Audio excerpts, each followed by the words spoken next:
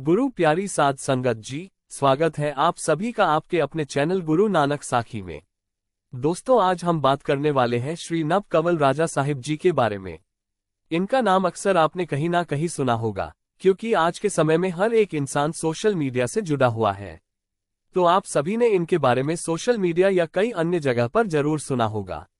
दोस्तों, श्री नव कंवल राजा साहिब जी ने अपने जीवन में कई चमत्कार किए हैं और यह सब नूरी किरणा नामक धार्मिक पुस्तक में संकलित है। तो चलिए दोस्तों, आज की इस वीडियो में हम राजा साहिब जी के जीवन के बारे में और उनसे जुड़ी कई साखियां जानेंगे। दोस्तों, पंजाब में राजा जी नाम से हर कोई परिचित है। वे ऐसी शख्सियत हैं जिन्होंने दोआबा ही नहीं बल्कि पंजाब में भी अपनी पवित्रता की छाप छोड़ी। राजा साहिब जी जहां जहां गए, उनके अनुयायियों ने उनकी याद में वहां वहां गुरुद्वारे बनवाए। राजा साहिब जी का जन्म गांव बुल्लोवाल अपने ननिहाल में हुआ था। उनकी माता का नाम साहिब देवी और पिता मंगल दास थे, जो शुरू से ही संतों की सेवा और आदर किया करते थे।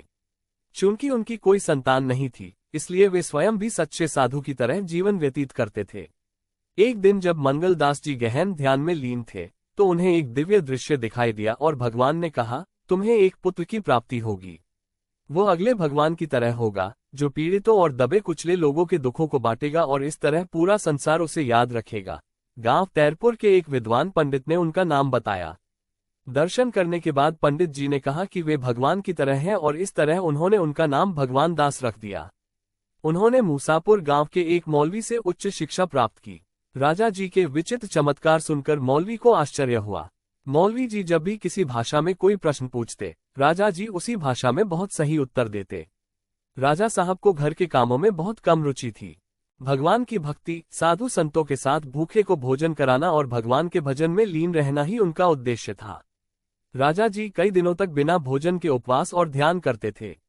जब उनके गांव के साथियों ने उनसे पूछा कि भूख लगने पर आप क्या खाते हैं, राजी साहब जी ने उत्तर दिया कि मुझे अकाल पुरख से भोजन मिलता है। बहुत आग्रह करने पर कुछ लड़कों ने कहा कि हमें भी भूख लगी है, कुछ खाने को दो। तब राजा जी ने साधु भाव से एक छोटे से कीचड़ भरे तालाब की ओर देखा। वो कीचड़ कड़ाह प्रसाद बन गया। लड़कों को कड़ाह प्रसाद मिला और उन्होंने बड़ी श्रद्धा से खाया। उनके आश्चर्य की सीमा न रही। इस प्रकार सभी लड़के राजा साहब जी के चरणों में गिर पड़े। राजा जी का अपना गांव मननहाना था, लेकिन वो अपने गांव में बहुत कम रहते थे। वो एक लंबरदार परिवार से थे। उनके माता पिता और रिश्तेदारों ने उन्हें अपने गांव वापस आकर लंबरदार का कार्यभार संभालने के लिए कहा। राजा जी ने कहा, मैं किसी चीज का इच्छुक नहीं हूं। मेरा लंबरदारों से कोई लेना देना नहीं है। मेरा कर्तव्य केवल भगवान की पूजा करना, संगत करना, धार्मिक सेवाएं करना और सभी को अकाल पुरख की पूजा करने के लिए प्रेरित करना है। अपनी अद्वितीय भक्ति के कारण राजा जी पंजाब में प्रसिद्ध हो गए। जहां भी राजा साहिब जी जाते थे, बड़ी संख्या में लोग इकट्ठा होने लगते थे।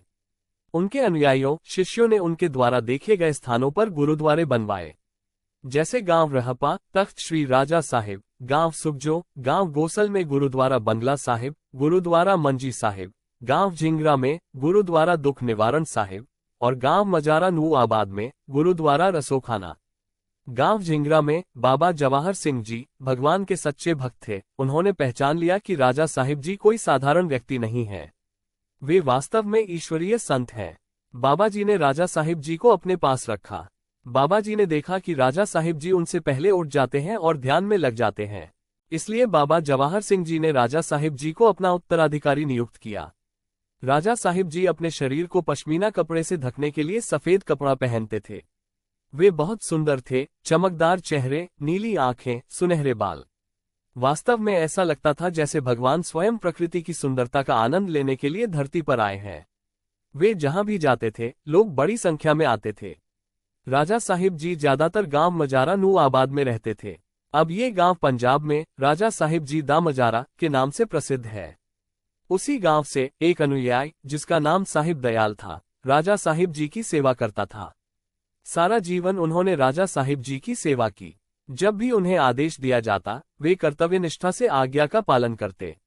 वे नए जूते लाते, उन्हें तिला से सजाते और पुराने जूते वापस ले जाते। उनकी सेवा को देखकर महाराज बहुत खुश हुए और उन्हें अपने पेय से पीने के लिए पवित्र जल के 4 चम्मच दिए। पवित्र जल पीते ही उन्हें सचखंड से एक रहस्यमयी बिजली की अलौकिक रोशनी दिखाई दी। अब परमात्मा तक पहुंचने के द्वार खुल गए और वे राजा साहिब जी के चरणों में गिर पड़े।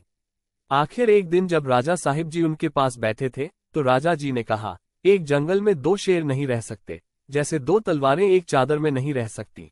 इस प्रकार राजा साहिब जी ने रजाई से रुई हटाते हुए उसे उस रजाई के कवर के साथ जाने को कहा। राजा साहिब जी की बात मानकर वो चला गया और फिर कभी वापस नहीं आया। राजा जी के बहुत से भक्त थे। उनमें से एक पूरन दास थे जो सुबह से शाम तक राजा साहिब जी की सेवा करते थे। हर सांस के साथ वे राजा साहिब जी का नाम लेते, संगतों से प्रेम करते और फिर दिल और आत्मा से लंगर की सेवा में लग जाते। उनकी सेवा से खुश होकर महाराज ने पूरन दास से कहा, आज मैं तुम्हें रसोखाने की कुंजियां देता हूं, लेकिन एक बात याद रखना, पैसे या भौतिक चीजों के मोह में मत पड़ना। वास्तव में जो भी धन से प्रेम करता है वो उसे बर्बाद कर देता है।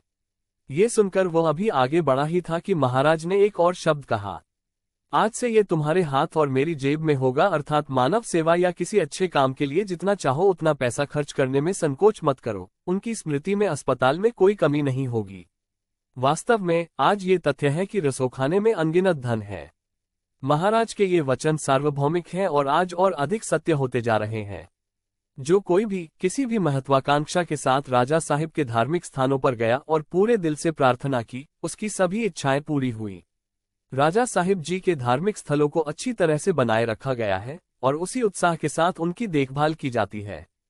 श्री नभ कमल राजा साहिब की याद में मजारा राजा साहिब में एक गुरुद्वारा साहिब भी बना हुआ है। वैसे तो राजा जी की अनगिनत साखियां हैं। उनमें से कुछ नूरी किरणा नामक धार्मिक पुस्तक में संकलित हैं। उम्मीद करते हैं दोस्तों आपको आज की यह जानकारी पसंद आई होगी। अगर इस वीडियो में जानकारी देते हुए हमसे कोई गलती हुई हो तो कृपया हमें माफ करना, और जानकारी अच्छी लगी हो तो वीडियो को लाइक और चैनल को सब्सक्राइब करना मत भूलना। धन्यवाद दोस्तों।